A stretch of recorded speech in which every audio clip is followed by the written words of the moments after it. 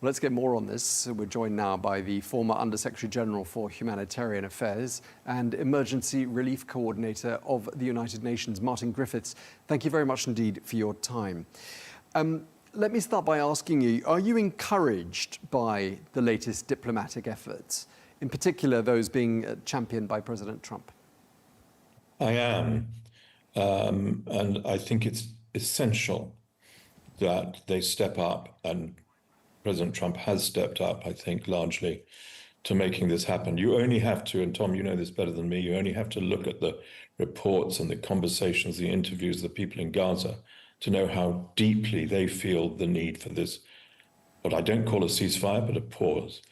We need to get aid in, we need to get fuel in, we need to get food in, and we need to do it properly. So if this deal can come through, at least for the pause period of 60 days, and if the aid arrangements for delivery are not poisoned by being a part of an Israeli strategy, then I think it's most welcome.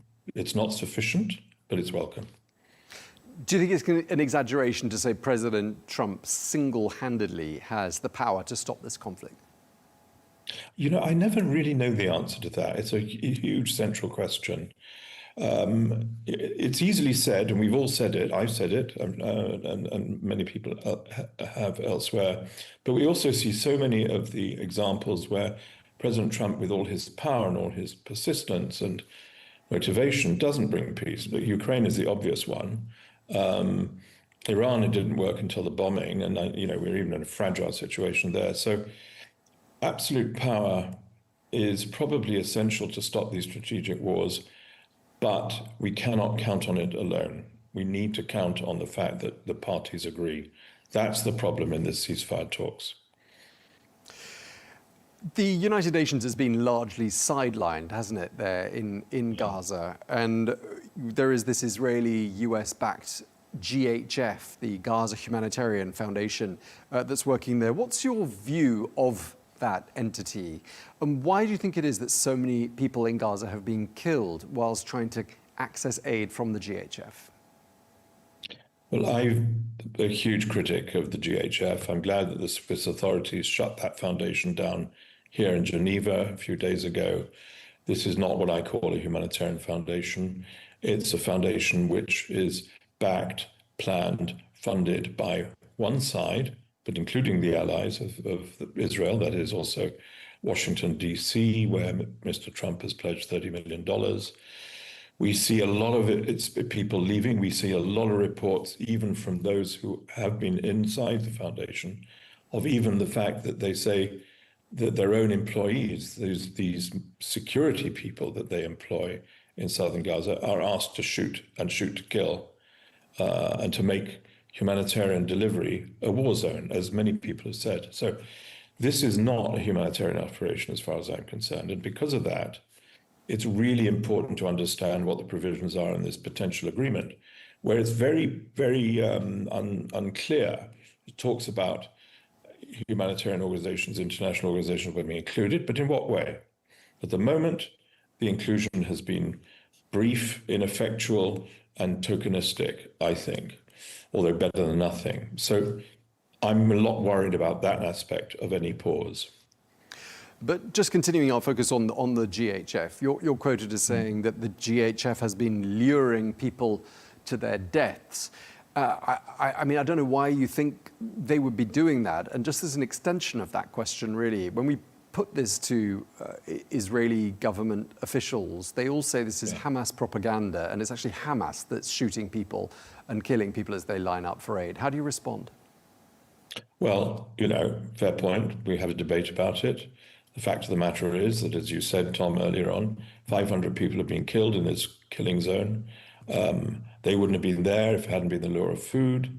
They have been killed clearly, but not finally evidentially, because there's no accountable investigation, by mostly the IDF, for reasons I don't really understand. I understand the luring south because, the IDF and Israel is very clear, always has been, about the need to displace people south and eventually give them the opportunity to leave.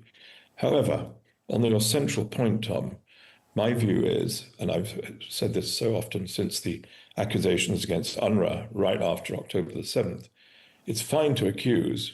Where's the evidence? Where's the independent investigation of whether it's Hamas doing this? It's easy to say that in war, but we would expect more from a government in good odor in the General Assembly, for example, and we would expect them to conduct or say yes to independent investigations to find out what the truth is. We've had enough of these claims by Israel in which they say, well, there is an investigation ongoing. We never hear the result. We never see the evidence. And that, for me, is enough to say, okay, it's an open question at least. And of course, one part of accountability in any conflict zone would be, the journalists playing their part in tracking events, in recording events, documenting things. And of course, we're not there. We're not allowed in. How much of a difference do you think it would make having journalists from the international media on the ground in Gaza? And why do you think Israel's not letting them in?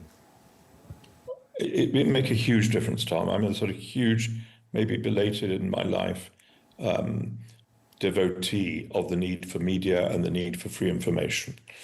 It's not at odds. It's central to our international norms, and it's central to the prospects of the people of Gaza in this case. Sudan is a similar case, as you know. And the reason why I think they've been excluded in both countries is because there is an appetite not to allow the international community to see the truth. Obviously, there have been a lot of television reports by other channels, but also through you, about what's happening and testimony. The doctors have been absolutely heroic in these senses. The doctors in Gaza documentary is a vivid recent example. But without media providing the first approach to evidence, and without that evidence being transferred to an accountable process leading to the courts, whichever they are, ICJ or ICC or courts in Israel, I don't know, it's going nowhere. And it defeats hope. When you have journalists expressing the views of the people in conflict anywhere in the world, it creates hope, of course, for the future.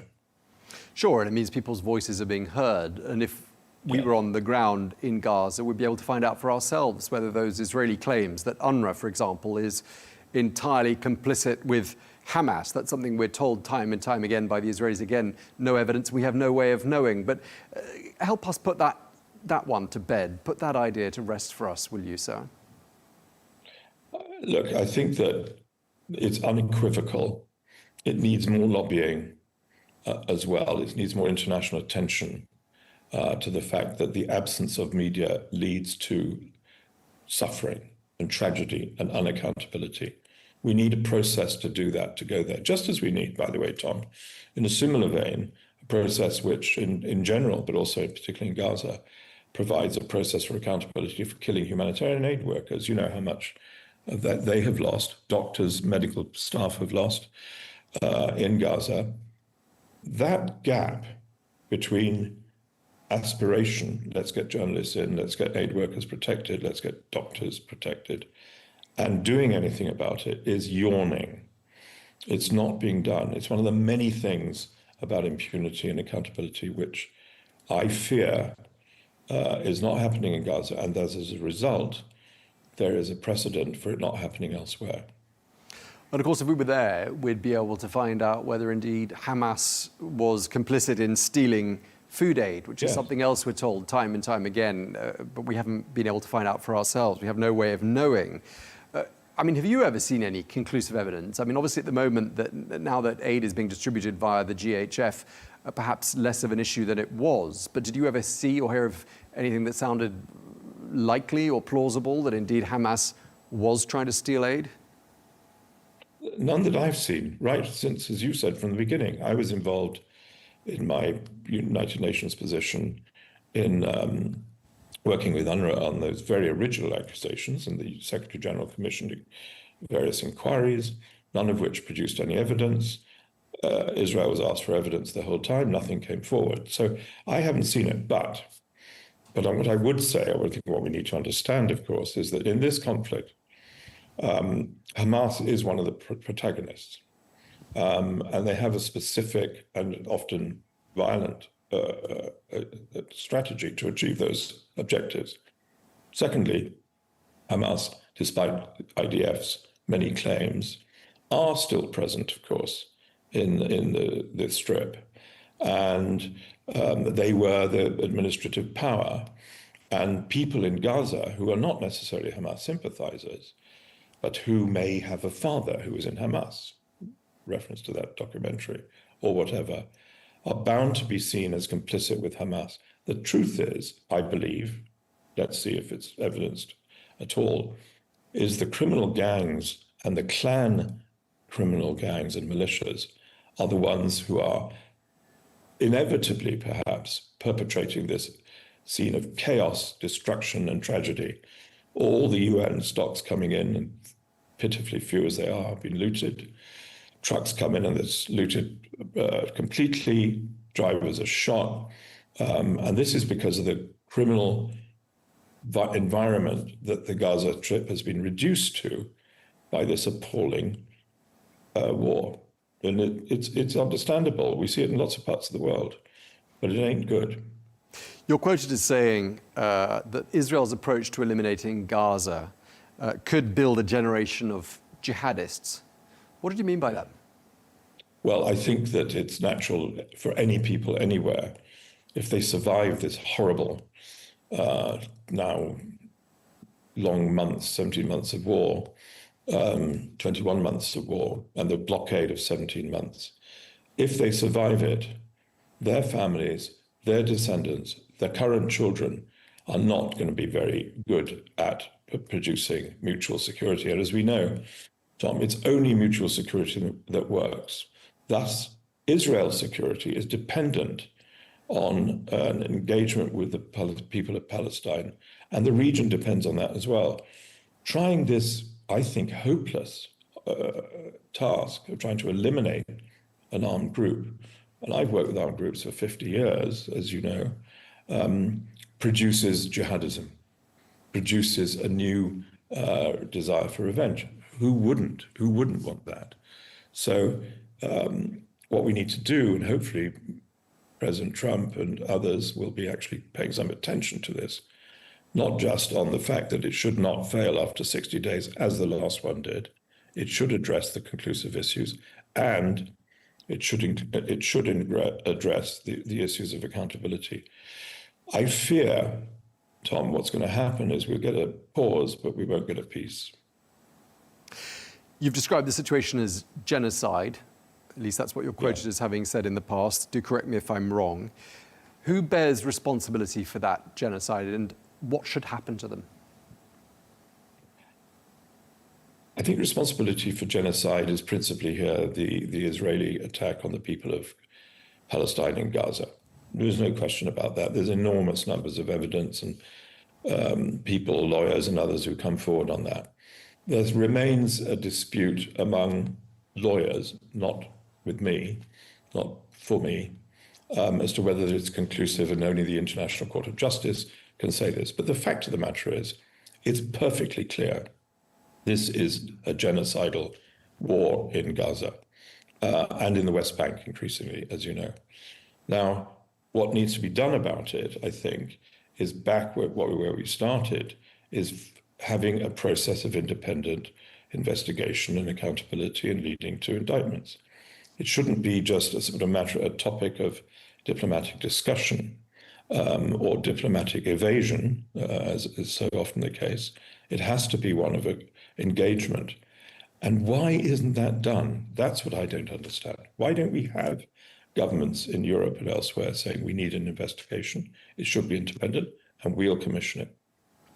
I was just looking to see, what we'd heard from the UN Secretary General, Antonio Guterres, in the last few days on the issue of Gaza. And the answer is not very much. The last quote I can find from him is his spokesperson on Thursday expressing concern and saying that Mr. Guterres, this is a third party speaking on his behalf, saying that Mr. Guterres is appalled.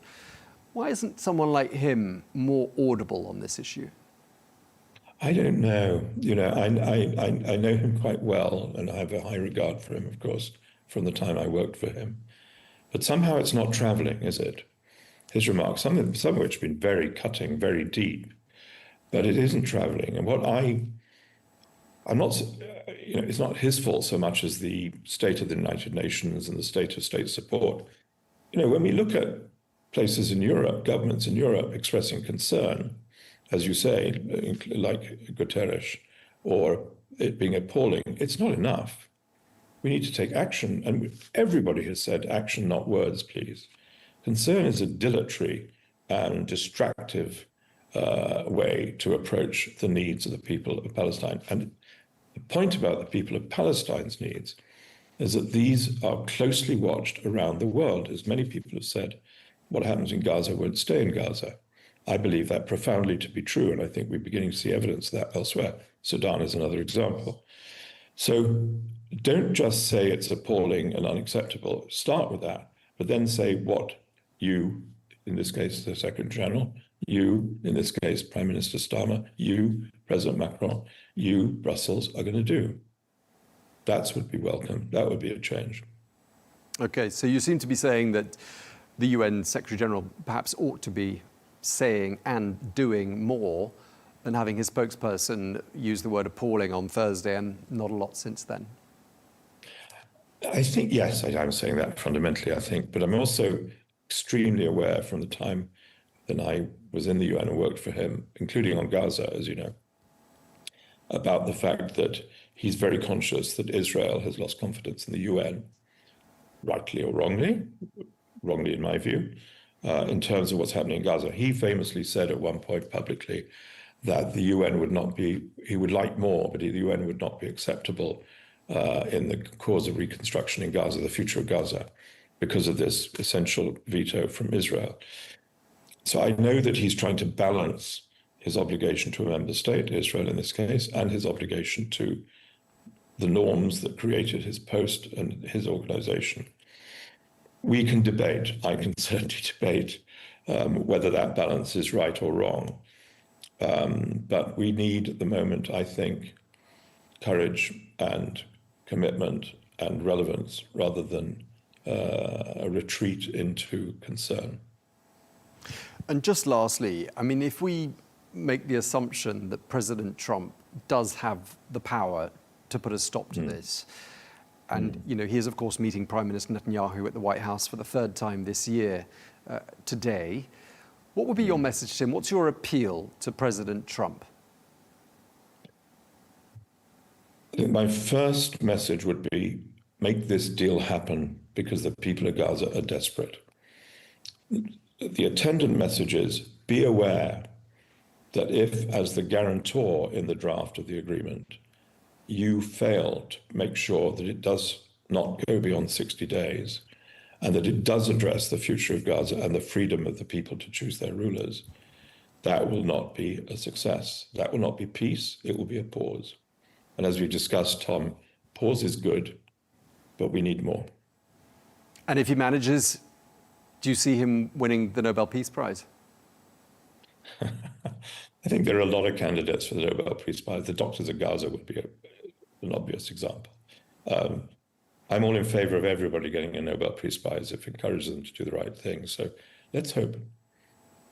Okay. Martin Griffiths, former Under-Secretary General for Humanitarian Affairs and Emergency Relief Coordinator at the UN. Thank you very much indeed for your time, sir. Thank you very much.